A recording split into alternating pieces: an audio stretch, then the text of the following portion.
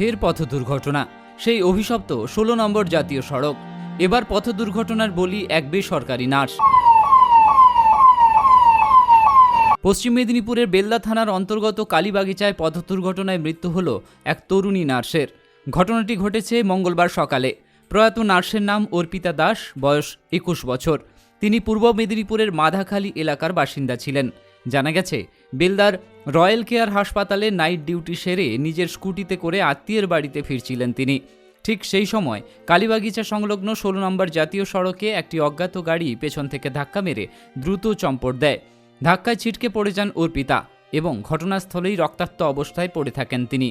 খবর পেয়ে দ্রুত ঘটনাস্থলে পৌঁছায় বেলদা থানার পুলিশ এবং জাতীয় সড়ক কর্তৃপক্ষ। তাকে উদ্ধার করে নিয়ে যাওয়া হয়, তবে ততক্ষণে অনেক দেরি হয়ে গেছে। দেহ ময়না তদন্তের জন্য পাঠানো হয়েছে। এখনো পর্যন্ত ঘাতক গাড়ির খোঁজ মেলেনি। ঘটনা তদন্ত শুরু করেছে পুলিশ।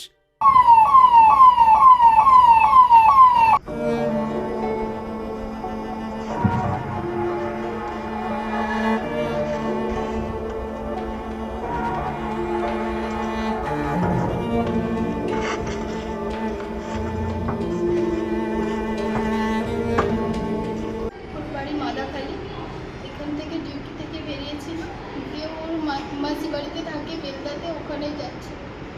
যাওয়ার পরে এরকম অ্যাক্সিডেন্ট হয়ে গেছে।